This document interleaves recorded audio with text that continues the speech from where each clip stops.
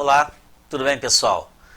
Meu nome é Marcos Veiga, sou professor de Física e eu tô aqui para esse projetinho lindo do Camões, que é para gravar os vídeos e a gente abordar alguns conceitos de Física para vocês. Eu vou pegar algumas questões da UERJ e do Enem, vou abordar os conceitos envolvidos nas questões e vou fazer os gabaritos delas com vocês. Esse material vai ser disponibilizado em PDF após o vídeo no link logo abaixo, ok? Para começar, nós temos uma questãozinha que fala assim: estima-se que um mosquito seja capaz de voar 3 km por dia, como informa o texto. Nessas condições, a velocidade média do mosquito corresponde em km por hora a... Nesse caso, galera, é uma questão que envolve os conceitos de velocidade média. Se nós lembrarmos que velocidade média é dada pela variação de espaço sobre variação de tempo, teremos a seguinte situação. Questão número 1. O conceito de velocidade média é dado por ΔS sobre ΔT. A velocidade média, pessoal, é dada pela variação de posição sobre variação de tempo. O que nós temos que lembrar é que na cinemática, que é o assunto abordado nessa questão, nós estamos preocupados apenas em analisar o movimento dos corpos, independente do que provoca esse movimento. E quando eu falo de movimento, a gente tem que lembrar de posição, deslocamento, de tempo, de velocidade, de aceleração. A aceleração já aparece mais na parte de movimento variado, e ela também é uma taxa de variação de velocidade sobre variação de tempo, o que não vem ao caso nessa questão agora. Nessa questão, aborda alguns conceitos muito simples, e para falar sobre esses conceitos, a gente vai dar uma rebuscada lá atrás, nos conceitos primordiais da cinemática. Primeiro, o conceito de ponto material.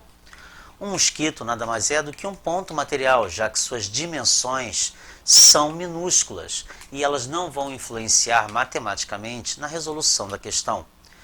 Já se eu estivesse falando de um trem, o tamanho do trem com certeza entraria para a parte matemática da equação e da questão.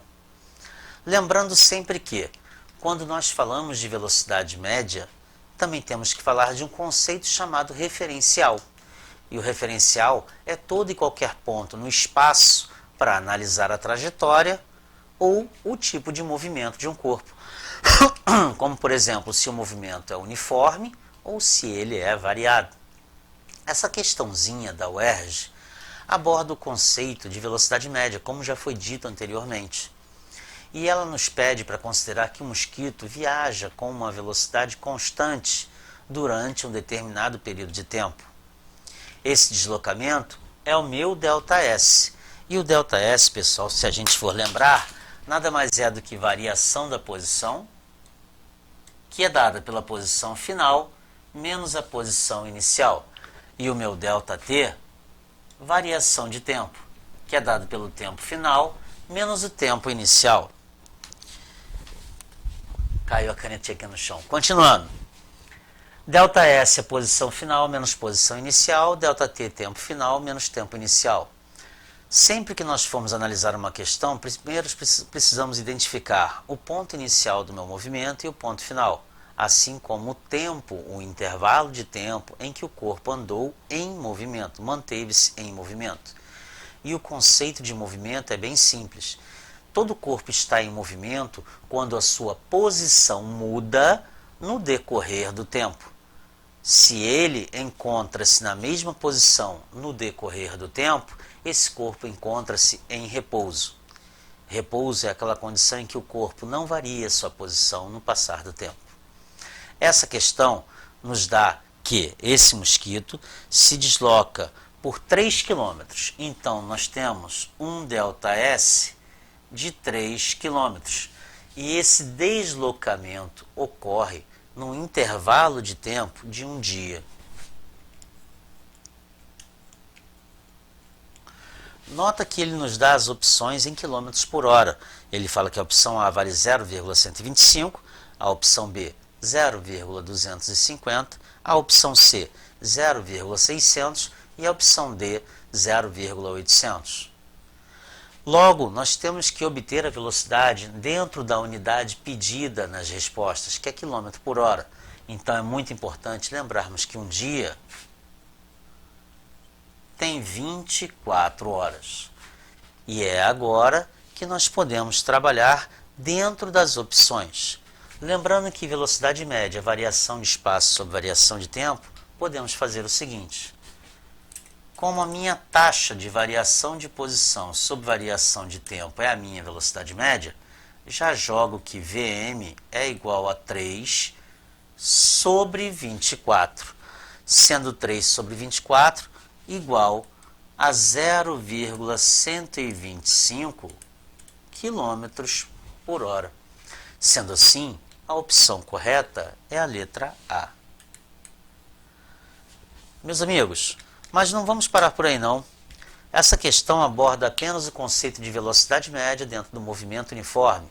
Vamos lembrar da equação do movimento uniforme? A equação velocidade, posição e tempo do movimento uniforme é dada pelo sorvete. S, posição final, é igual a S0 mais VT, posição inicial mais velocidade vezes tempo. Além disso, também temos um movimento variado, onde entra a aceleração escalar média. Vamos lembrar que a gente está falando dos movimentos das grandezas escalares, ok? Não das vetoriais. E a aceleração é dada pela variação de velocidade sobre variação de tempo. Essa taxa nos leva à função horária da velocidade do mr e o v, do movimento retilíneo uniformemente variado, que me diz que v igual a v0 mais a t, velocidade final, é igual a velocidade inicial mais aceleração vezes tempo. A outra equação é a equação horária do deslocamento do mr e o v, que é conhecida como sorvetão por muitos. S igual a S0 mais V0t mais AT2 sobre 2, ou seja, posição final é igual a posição inicial mais vezes tempo, mais velocidade inicial vezes tempo, mais aceleração vezes tempo ao quadrado sobre 2. E por fim a equação de Torricelli, que me diz que velocidade final ao quadrado é igual a velocidade inicial ao quadrado mais 2a ΔS, 2 vezes aceleração vezes variação de posição. Nota que o movimento uniforme e o movimento variado tem algumas características legais. O movimento uniforme ele pode ser progressivo ou retrógrado. Progressivo quando ele se afasta da origem e retrógrado quando ele retorna para a origem do movimento. Já o variado pode ser acelerado ou retardado. Acelerado quando a minha velocidade tende a aumentar e retardado quando a minha velocidade tende a diminuir, o que não impede dele ser progressivo e retrógrado. Progressivo quando se afasta de uma origem e retrógrado quando retorna à origem. Atenção às unidades de medida do Sistema Internacional. Para a velocidade, a unidade de medida do Sistema Internacional é o metro por segundo. Para deslocamento, ou distância, ou espaço, a unidade de medida do Sistema Internacional é o metro. Para tempo, a unidade de medida do Sistema Internacional é o segundo. E para a aceleração, a unidade de medida do Sistema Internacional é o metro por segundo ao quadrado. Então, sempre que alguma questãozinha abordar os conceitos de cinemática e vier a falar com vocês que deseja em unidades do SI, lembrem-se dessas unidades, ok?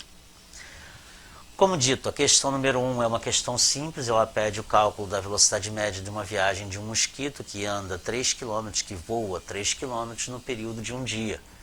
Vm é igual a ΔS sobre ΔT, ΔS é igual a posição final menos a inicial, ΔT tempo final menos o tempo inicial.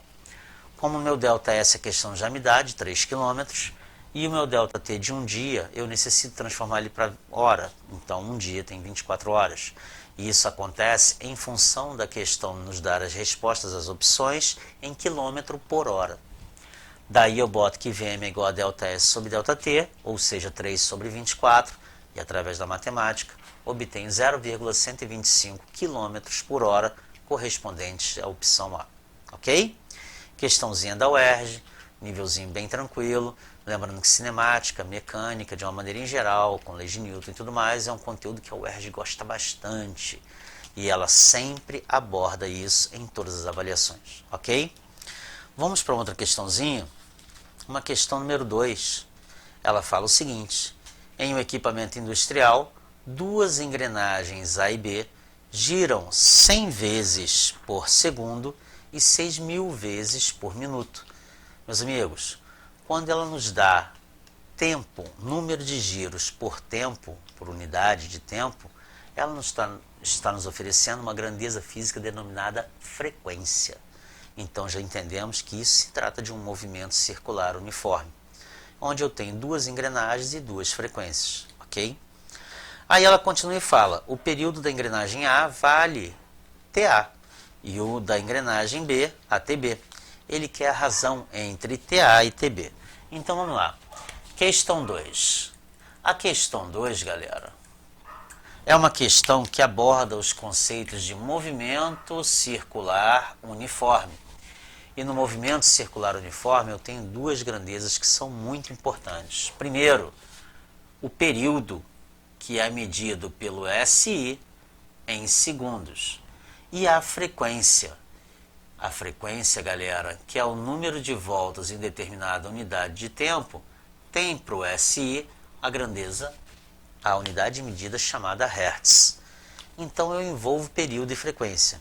Período é o tempo que o corpo leva para completar uma única volta. E frequência é uma razão, é o número de voltas que o corpo dá dividido por uma determinada unidade de tempo. Então, período e frequência se relacionam. Período é o inverso da frequência, assim como a frequência é o inverso do período. Para simplificar, T vezes F é igual a 1, TOFUM. Período vezes frequência é igual a 1. Período inverso da frequência e a frequência o inverso do período. São grandezas inversamente proporcionais. E aí ele me dá o seguinte, a frequência A. Frequência A é igual a 100 vezes por segundo. Então ela está em Hertz, rotação por segundo, e Hertz são unidades coirmãs. Logo a frequência B está medido em 6.000 vezes por minuto, RPM, rotação por minuto. Aí ele pede que a gente equivala o período, a razão entre TA e TB será igual a quanto? As opções dessa questão são as seguintes. Letra A, letra B, 3/5, letra C, 1 e letra D, 6. Como a gente já sabe, período mais a partir da linha de raciocínio, eu e vocês vamos fazer o seguinte. Temos unidades de medida diferentes, o Hertz e o RPM. Então se faz necessário nós convertermos a frequência que está em RPM para Hertz. E aí vai ficar assim. Como já me diz, 6.000 rotações por minuto é dividido por 1 minuto. E 1 minuto tem 60 segundos. Resolvendo, nós também encontramos que a frequência da roda B é de 100 Hz, assim como a frequência da roda A. Meus amigos, como período e frequência serão iguais, já que nós teremos a mesma frequência, vamos ter o mesmo período, eu posso dizer que TA sobre TB vai ser igual a 1 sobre 100 dividido por 1 sobre 100. Uma condição de igualdade em que a minha resposta, a razão entre TA e TB, assim como seria a razão entre TB e TA, igual a 1. Eu não tenho nem a necessidade de fazer esse cálculo matemático, desde que eu observe que ambos os períodos ou ambas as frequências são iguais. Sendo elas iguais, qualquer que seja a razão entre elas, A ou B ou A, eu vou ter sempre a mesma resposta, que vai equivaler a 1. Respondendo essa questão, a opção correta, letra C. Não parando por aí, vamos lembrar que o movimento uniforme, para que ele ocorra, depende de uma aceleração. E essa aceleração é denominada aceleração centrípeta. E a aceleração centrípeta é dada pela velocidade tangencial ao quadrado sobre o raio, ou pela velocidade angular elevada ao quadrado multiplicado pelo raio. Vamos lembrar da velocidade tangencial da aceleração centrípeta. V, ou velocidade linear, é dada por 2πr vezes a frequência. 2 vezes π vezes o raio da trajetória curvilínea vezes a frequência, ou 2πr sobre t, 2 vezes π vezes o raio, dividido pelo período. Lembrando que as unidades de medida para velocidade permanecem no SI como metro por segundo, velocidade linear. Já a velocidade angular é medida em radiano por segundo. E como eu calculo a velocidade angular?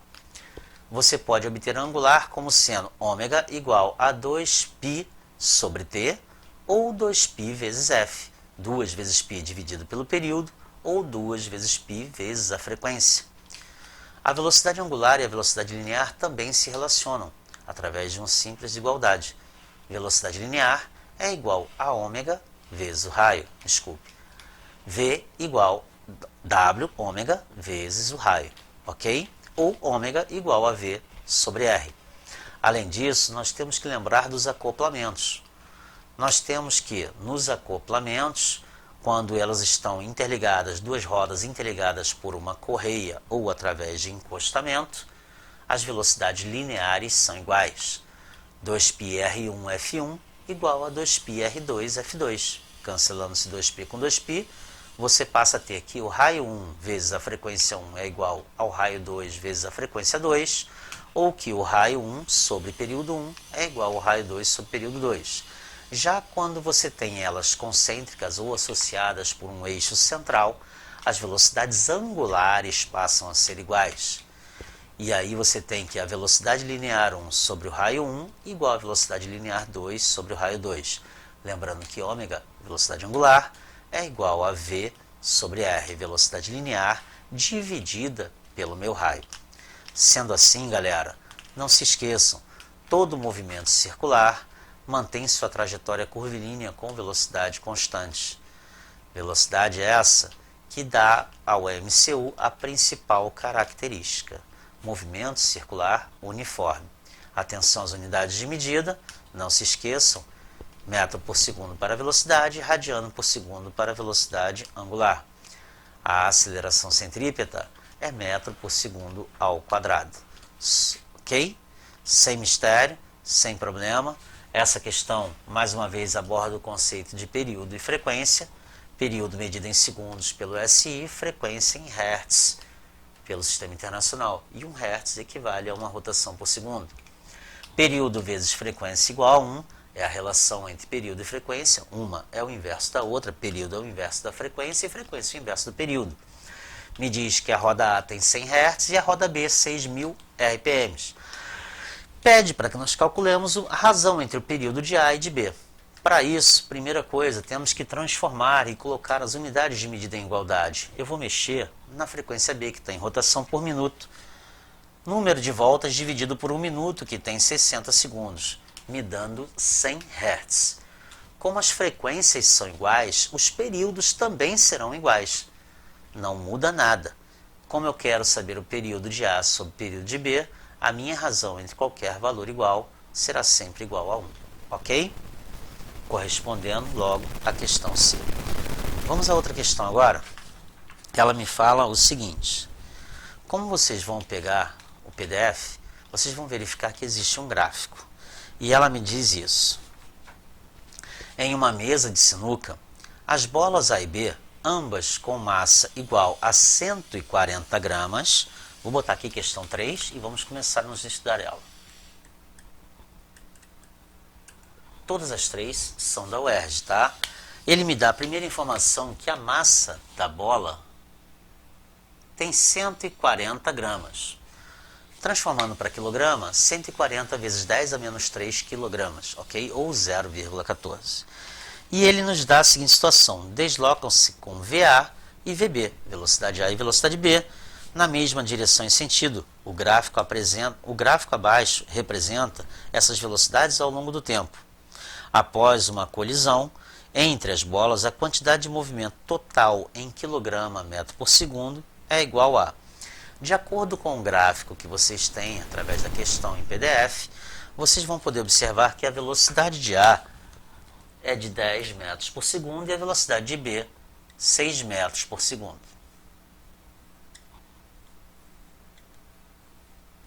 Outra coisa muito importante, A massa de A e de B são iguais. A partir dessa linha de raciocínio, a gente tem que entender o seguinte, que elas vão realizar uma colisão e eu quero saber a quantidade de movimento total em quilograma/metro por segundo após essa colisão. Amiguinhos e amiguinhas, a quantidade de movimento Q vai corresponder ao produto entre massa e velocidade. Vamos lembrar disso? Quantidade de movimento, galera, é o produto entre massa e velocidade. Quanto maior for a velocidade, mantendo-se a massa constante, maior a minha quantidade de movimento.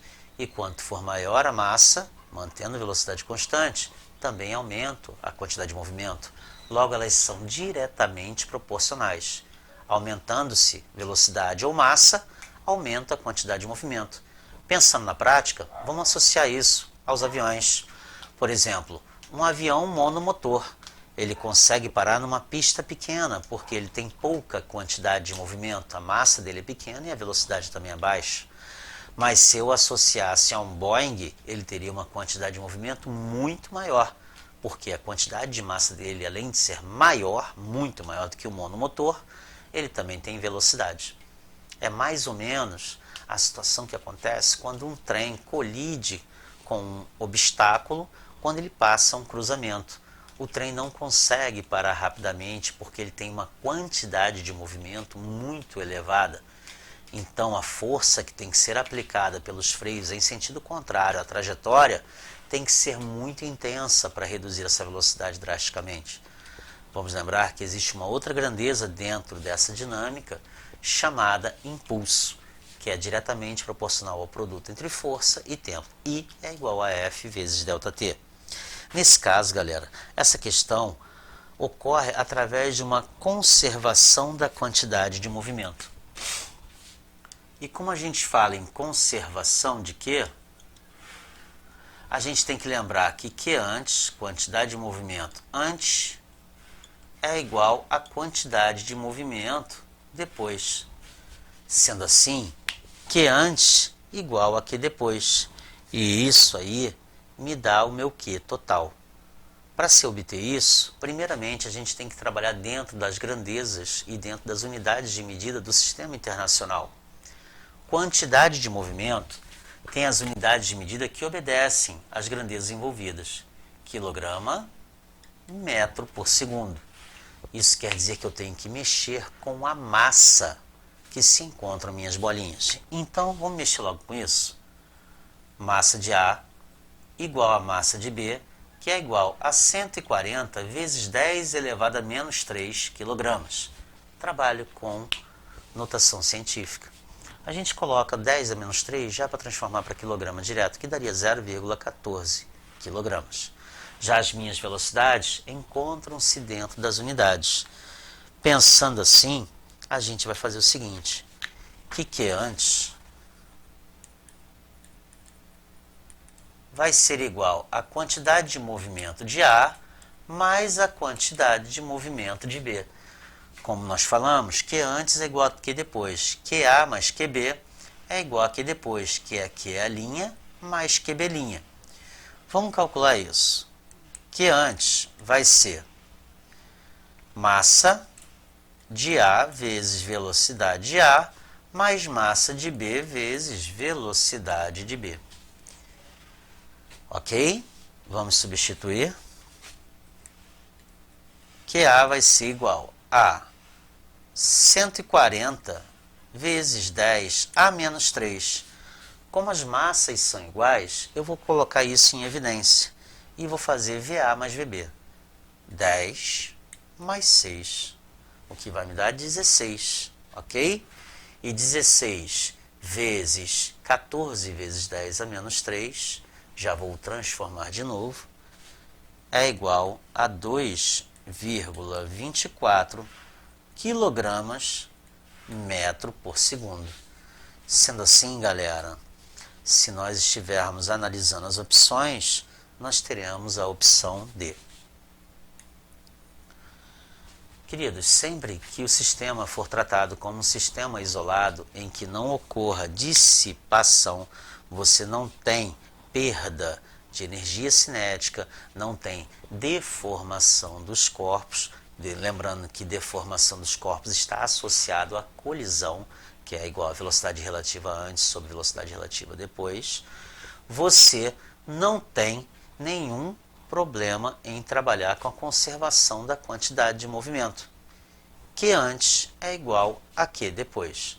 Galera, dentro dessa conservação não ocorre dissipação de energia, ou seja, a energia cinética inicial é igual à energia cinética final. Sendo assim, isso acontece graças a diferentes constatações dentro do meu sistema. Toda colisão perfeitamente elástica, meu coeficiente de restituição apresenta como resposta 1. Parcialmente elástica, a deformação ocorre perda de energia. Meu coeficiente de restituição, o Ezinho, fica entre 0 e 1. Maior do que 0, menor do que 1. E quando a minha colisão é inelástica, quer dizer que a velocidade relativa entre os corpos é igual a 0, eles estão juntos, o meu coeficiente de restituição é igual a 0. E é o que ocorre. Aqui no caso, eu tenho apenas uma conservação da quantidade de movimento. Sendo assim, quantidade de movimento antes é igual a quantidade de movimento depois. QA mais QB é igual a QA' mais QB'. Se eles permanecerem juntos após a colisão, QA mais QB é igual a massa de A mais massa de B vezes a velocidade, já que eles vão ter a mesma velocidade, que é antes igual a que depois. Então a gente tem que ter muita atenção a isso. Uma questão muito tradicional é a questão do peixinho que engole o outro. Um peixinho vem com uma massa pequena, mais alta velocidade, em sentido contrário ao outro. Quando nós tivermos sentidos opostos, lembre-se, um corpo segue com velocidade positiva e o outro, que vem em sentido contrário à reta crescente, vai ter velocidade negativa. É quando você chuta uma bola, ela bate na parede e retorna.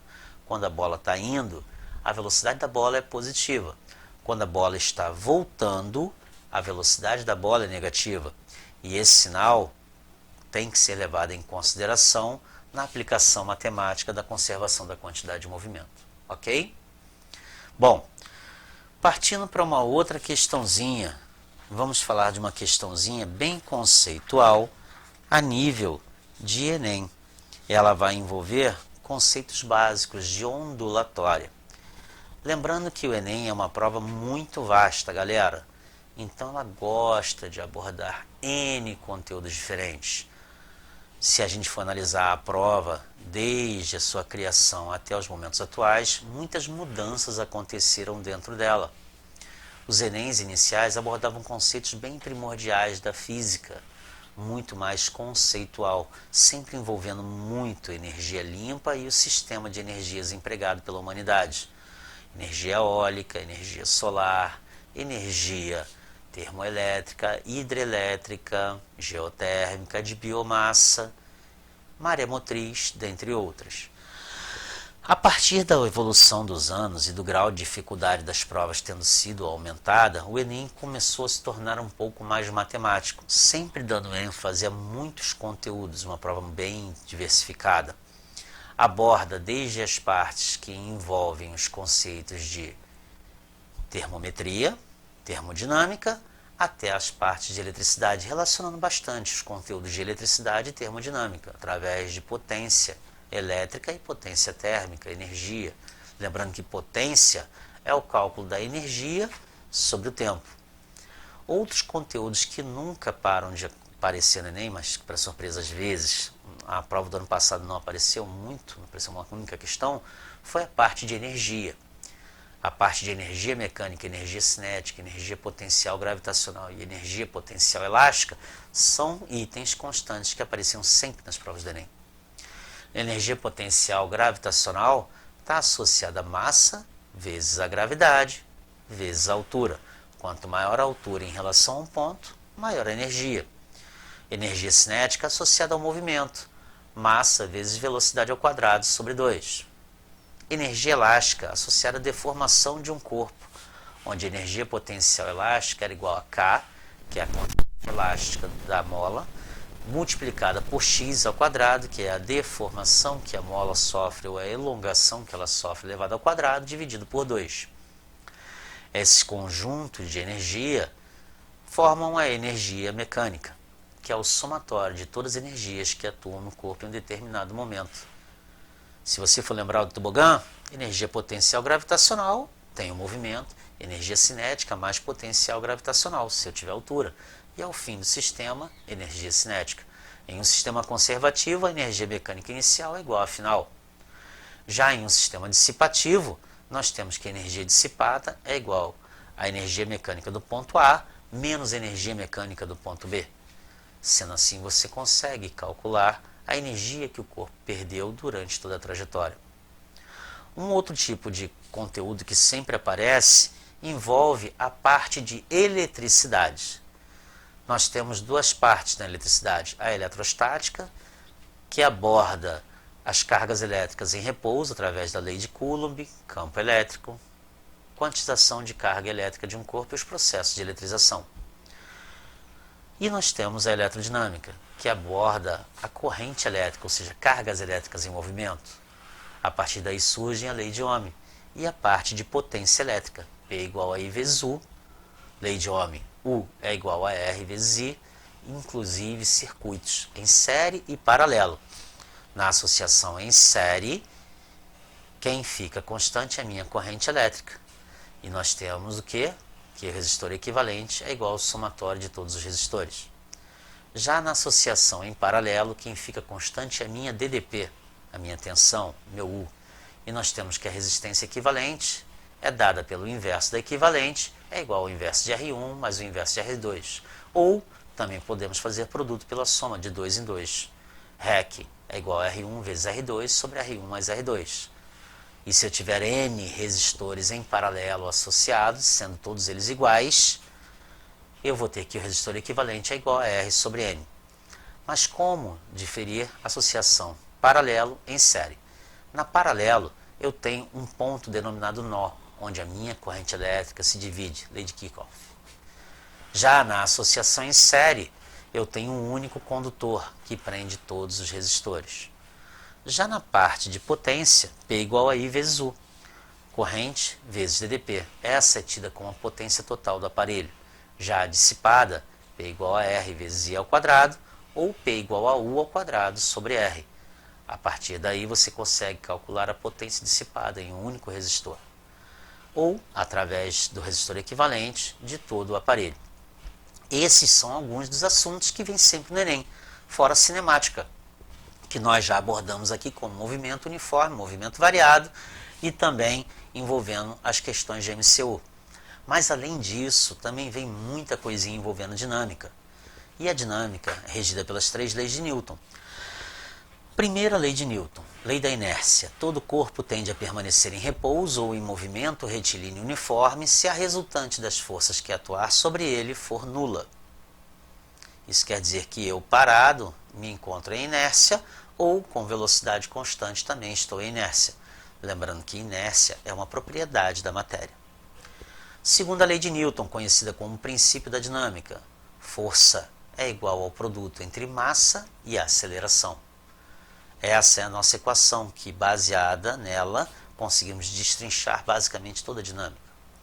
E a terceira lei de Newton, que é a lei da ação e reação. Ela me fala que a toda ação existe uma reação de mesma intensidade, de mesma direção, mas de sentidos opostos. Isso quer dizer que a força que eu faço contra o chão é igual à força que o chão faz contra mim. E daí surgem sistemas envolvendo blocos, força de atrito, que é dada por μ vezes a normal, atrito estático estático quando o corpo está em repouso, cinético em movimento. A força normal, que é a força de reação de uma superfície contra a ação de um corpo, não necessariamente como peso, mas também como uma força horizontal, ela reage também. Assim como se eu empurrar o teto para cima, o teto me empurra para baixo. A força peso, que era dada pelo produto entre massa e gravidade. E além de todas essas outras, temos a força elástica, que é dada por K vezes X, constante elástica vezes X. Seguindo por aí, chega na força centrípeta, que é dada pela massa vezes a velocidade ao quadrado sobre o raio da trajetória. E aí vem as questões de globo da morte, as questões de lombada, onde você tem que desenhar as direções e sentidos das forças que atuam, normal, peso e centrípeta sempre para o centro da trajetória curvilínea, e a partir daí calcular a resultante. Galera, isso tudo é muito importante. Além disso tudo, chega no tópico principal da nossa questão. Vamos ler essa questão juntos e vamos falar de um conteúdo que é denominado como ondulatória. Cada um dos itens verdadeiros ou falsos eu vou analisar com vocês e vou comentar, ok? Ela começa falando assim: ao diminuir o tamanho de um orifício atravessado por um feixe de luz, passa menos luz por intervalo de tempo e próximo da situação do completo fechamento do orifício, verifica-se que a luz apresenta um comportamento como ilustrado nas figuras. Ele anda e fala o seguinte: sabe-se que o som, dentro de suas particularidades, também pode se comportar dessa forma. E aí nós temos uma lâmpada, de acordo com a figura que vocês estão acompanhando no PDF. De frente, primeiro, para um sistema onde tem duas frestas bem espaçadas, a luz se propaga sempre em linha reta. Lembre-se do conceito principal da óptica. Primeiro, propagação retilínea da luz. Em um meio homogêneo, a luz sempre irá se propagar em linha reta, ok? E ela acontece do mesmo jeito na segunda situação, onde o meu feixe começa a diminuir. E diminuindo-se mais ainda o feixe, olha o que acontece.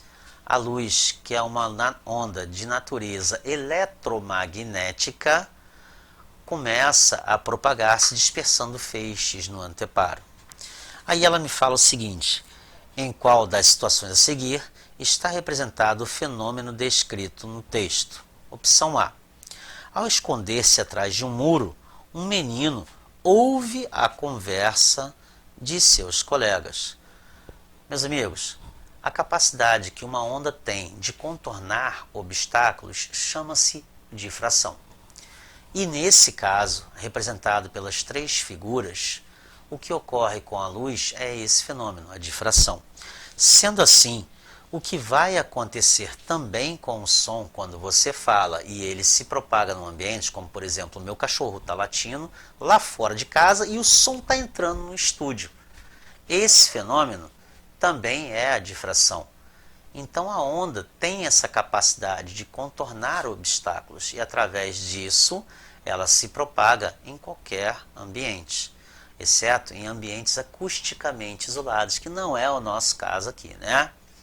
Então, respondendo já a essa questão, a opção correta é a letra A. Então, vamos lá, colocando aqui no quadro, questão 4. Olha, não falei nele?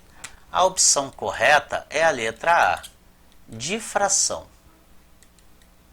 Ok? Agora vamos analisar as demais opções e vamos comentar todas elas. Ao gritar diante de um desfiladeiro, uma pessoa ouve a repetição do seu próprio grito. Meus amigos, esse fenômeno em que a fonte que emite o som recebe esse som, ou seja, funciona como um receptor, tem um nome e é denominado eco. O eco é quando fonte se torna o receptor do próprio som, ou seja, eu grito, o som bate em um anteparo, ele vai colide com o anteparo e é refletido de volta. Amiguinhos, para que ocorra o eco de um som, é necessário que o anteparo esteja a uma determinada distância do corpo. E essa distância tem que ser de 17 metros. Por quê? Porque o nosso ouvido tem uma capacidade de apenas distinguir dois sons quando o intervalo de tempo entre eles é de 0,1 segundo. E considerando que o som se propague no ar a 20 graus Celsius a 340 metros por segundo, se você lembrar que o som tem que percorrer uma distância de ida e de volta, ok?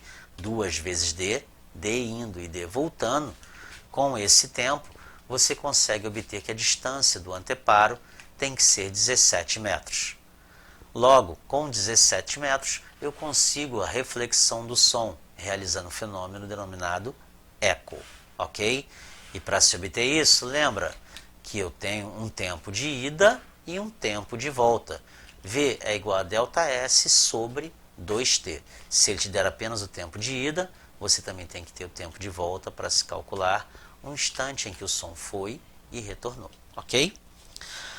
Na letra C, ele me fala o seguinte: ao encostar o ouvido no chão, um homem percebe o som de uma locomotiva antes de ouvir. Galera, isso acontece porque o som propaga-se de forma diferente em meios homogêneos. Vamos considerar o solo como um meio homogêneo. Quanto maior a densidade do meio, maior a ligação molecular entre os corpos, entre as moléculas, correto? E o que acontece é que eu tenho maior densidade. Sendo assim, quanto mais denso for o meio, maior a velocidade de propagação.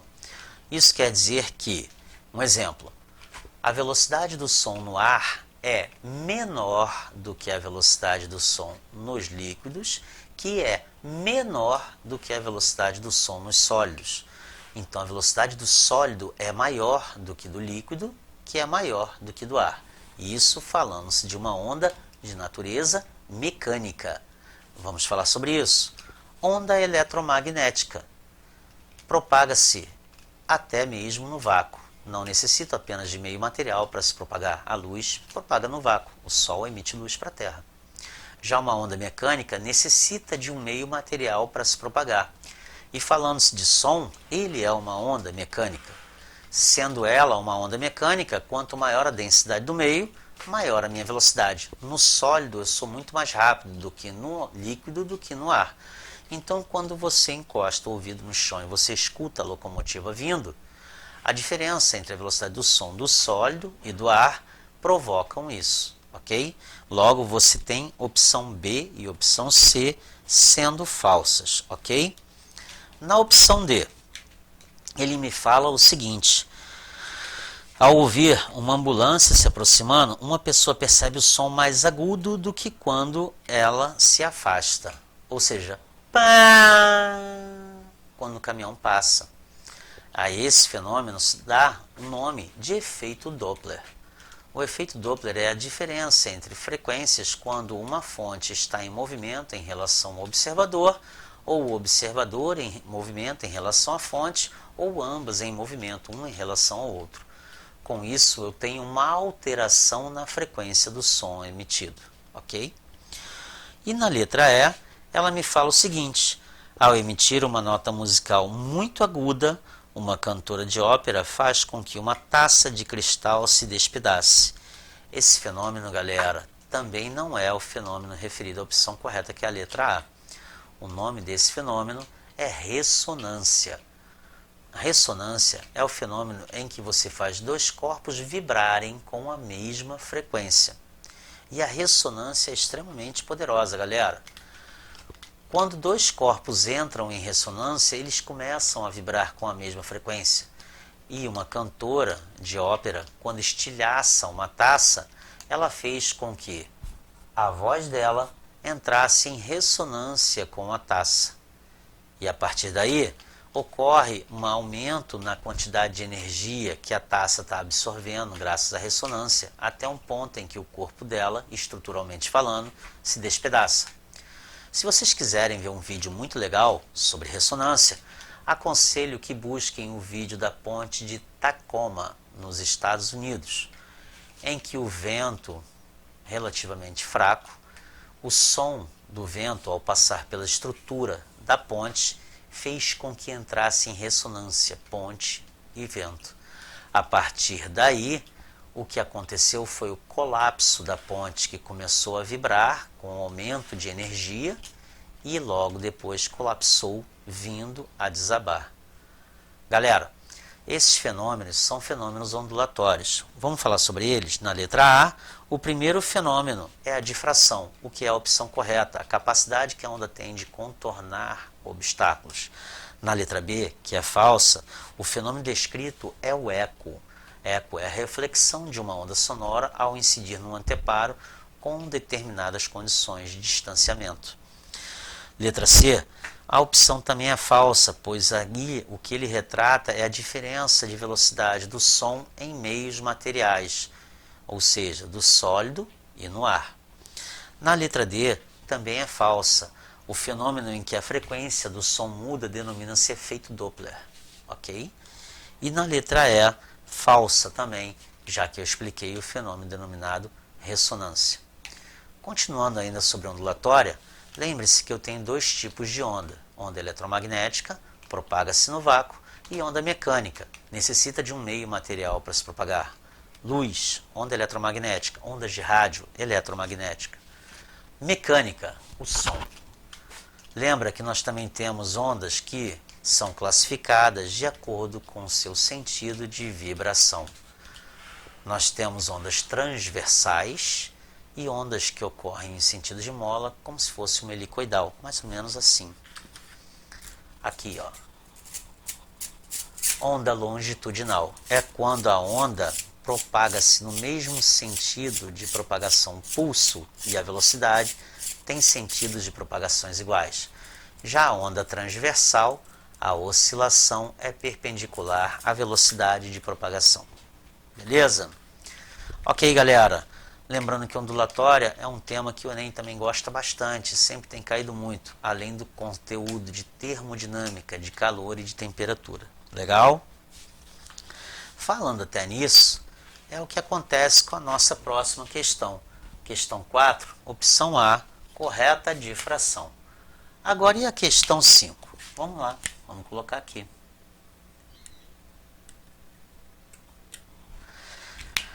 A questão 5, galera, é a seguinte, outra questãozinha do Enem, tá? Vamos à leitura dessa questão, vamos à interpretação e vamos reprisar uma série de conceitos abordados desde os primórdios lá da termometria. Ela me fala o seguinte, um motor só poderá realizar trabalho se receber uma quantidade de energia de outro sistema. No caso, a energia armazenada no combustível é, em parte, liberada durante a combustão, para que o aparelho possa funcionar. Quando o motor funciona, parte da energia convertida ou transformada na combustão não pode ser utilizada para a realização de trabalho. Isso significa dizer que há vazamento da energia em outra forma. Isso foi extraído do livro de Física Térmica de Carvalho AXZ, Belo Horizonte, Pax 2009, adaptada. E aí vem, de acordo com o texto, as transformações de energia que ocorrem durante o funcionamento do motor são decorrentes de A. Liberação de calor dentro do motor ser impossível, realização, na letra B, desculpa, opção A, liberação de calor dentro do motor ser impossível, opção B, realização de trabalho pelo motor ser incontrolável, opção C, conversão integral de calor em trabalho ser impossível, opção D, transformação de energia térmica em cinética ser impossível, outra coisa muito errada, tá? Opção E, utilização de energia potencial do combustível ser incontrolável. Meus amigos, primeira coisa, vamos lembrar o seguinte, energia não se cria, energia não se destrói, ela sempre se transforma de uma modalidade para outra. O que acontece é que eu transformo energia de um jeito em outro. Se a gente for lembrar dessa questãozinha, vamos falar um pouquinho lá atrás sobre temperatura. Quantas escalas termométricas eu tenho? Atualmente, nós trabalhamos especificamente com 3. Celsius, Kelvin e Fahrenheit. Mas alguns anos atrás, trabalhávamos com muitas outras, Roemi, por exemplo. Temperatura de fusão e ebulição. Todas as 3 escalas adotaram a água como padrão. Na Celsius, 0 graus Celsius para fusão. Na Fahrenheit, 32 graus Fahrenheit. E na Kelvin, 273 Kelvin. Lembrando que a escala Kelvin não leva a indicação de grau, uma das características dela. A temperatura de ebulição, na Celsius 100 graus Celsius, na Fahrenheit 212 graus Fahrenheit e na Kelvin 373 Kelvin. A partir daí montou-se a relação entre as 3 escalas. E aí veio a equação da conversão entre as temperaturas. Celsius sobre 5 é igual a temperatura Fahrenheit menos 32 sobre 9, que é igual a temperatura Kelvin menos 273 sobre 5. Essa é a equação em que você pode converter um valor exato para outro em determinada escala. Se eu quero jogar de Celsius para Fahrenheit, Fahrenheit para Kelvin, sabendo o valor exato da temperatura do corpo, eu uso essa relação. Mas se eu sei que apenas a temperatura aumentou, diminuiu ou variou, eu não uso essa equação. Eu uso qual? Variação da Celsius sobre 5 é igual a variação da Fahrenheit sobre 9, que é a variação da Kelvin sobre 5. Nota que a variação de Celsius e Kelvin sempre será igual. Se o meu corpo aumentar 100 graus Celsius, ele vai aumentar 100 Kelvin também. A temperatura Kelvin, a escala Kelvin de um modo em geral. Kelvin é conhecida como uma escala absoluta. Ela detém o zero absoluto, que é o zero Kelvin, que equivale a menos 273,15 graus Celsius. Para se trabalhar com a escala Kelvin, não pode se esquecer que ela não assume valor negativo. O zero Kelvin é a temperatura mais baixa, ponto. Dali, somente valores positivos, por isso ela é conhecida como uma escala absoluta. A partir daí, lembramos que temperatura está associado ao estado de agitação molecular de um corpo. Quanto maior a energia cinética as moléculas desse corpo têm, maior a temperatura do mesmo. Já calor é a energia térmica que se propaga quando existe diferença de temperatura entre os corpos. E falando nisso, nós temos dois tipos de calor: o calor sensível e o calor latente. O calor sensível é o Q macete, que é igual a mc delta θ. E o C minúsculo é chamado de calor específico da substância. O calor específico tem como unidade de medida o caloria por grama grau Celsius, mas também pode ser o joule, Kelvin por quilograma. Atenção a isso, tá? Outra coisa muito legal é a capacidade térmica de um corpo, que é dada pela quantidade de calor sobre a variação de temperatura, ou massa vezes calor específico. É o C maiúsculo. Czão é igual a Q sobre delta θ, desculpe. Ou Czão é igual a massa vezes calor específico. Aí também temos uma coisinha chamada potência térmica. Lembra de eletricidade? A potência térmica é muito usada em questões envolvendo eletricidade. E a potência térmica é dada pela quantidade de calor sobre a variação de tempo. Lembrando que a unidade de medida de potência é o watt, que é joule por segundo. Muito cuidado, tá? Temos que relacionar caloria e joule. Uma caloria equivale a aproximadamente 4,2 joules. Então temos que converter sempre que estivermos em caloria para joule, para aí sim calcularmos a potência desse corpo. Aí a gente segue um pouquinho e fala sobre máquinas térmicas. Máquina térmica, galera, só um minutinho que beber uma água. Trata da conversão da energia recebida em trabalho. Vamos lembrar que todo corpo, para realizar uma coisinha chamada trabalho, tem que ter deslocamento. Lá na mecânica, lá atrás, quando a gente fala de trabalho. Trabalho é igual ao produto entre força, deslocamento e o cosseno do ângulo formado entre a força e o deslocamento. Dentro desse quesito, para que a máquina térmica realize esse trabalho, ela tem que converter calor, que é uma forma de energia, em deslocamento. A partir daí, galera, o trabalho pode ser expansivo ou compressivo. Isso a gente tem que falar de gases, o que não vai dar tempo hoje. Mas para resolver essa questão, eu vou me basear na segunda lei da termodinâmica. E a segunda lei da termodinâmica é bem simples quando ela fala na máquina térmica. Ela fala que qualquer máquina térmica não converte integralmente a energia recebida, o calor, em trabalho. Ela sempre perde parte da energia para o sistema, que é o ambiente. Quer ver? Na prática, pensa no motor do carro. Quando você liga o carro de manhã, o carro está frio. Mas com o passar do tempo, o motor vai aquecendo. E aí, se você bota a mãozinha sobre o capô do carro, vai observar que o capô encontra-se quente. Isso quer dizer que parte da energia que o motor está recebendo e realizando trabalho está sendo transformada em uma energia que é propagada para o ambiente. Isso acontece graças às explosões que acontecem dentro das câmaras, além do atrito entre as peças, que o óleo é utilizado para reduzir o atrito entre eles. Então, De acordo com a segunda lei da termodinâmica, que me fala, com o segundo princípio da termodinâmica, que me fala que é impossível a conversão integral de energia em trabalho, a opção correta dessa questãozinha do Enem seria a opção C, conversão integral de calor em trabalho seria impossível. Bom, meus amigos, de um modo em geral, a parte de termodinâmica, de máquinas térmicas, de calorimetria, de potência térmica, de potência elétrica e de eletricidade se relacionam muito no contexto do Enem.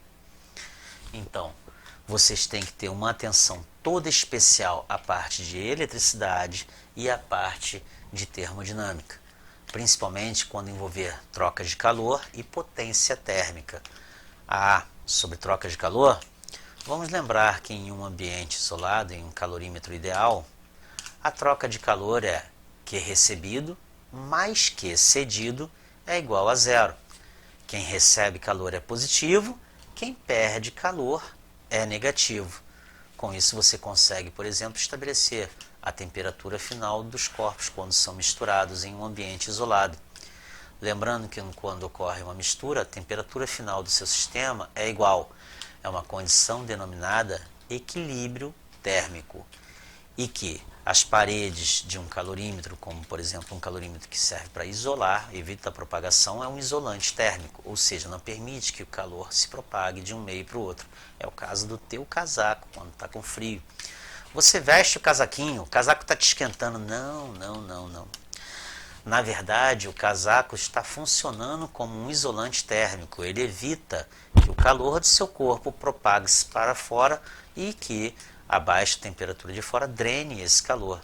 É quando você sente febre. Você tem a tendência a sentir frio quando está com febre. Por quê? Porque sua energia interna é maior do que a energia interna. A temperatura interna é maior do que a temperatura externa. Logo, você tem a tendência a ceder calor para o ambiente. E isso te dá a sensação de fraqueza porque você está perdendo energia térmica.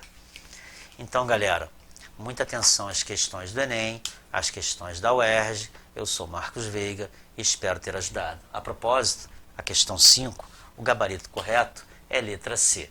Pela segunda lei da termodinâmica, nenhuma máquina consegue converter integralmente calor em trabalho. Um forte abraço, cuidem-se, estudem e até mais. Tchau, tchau.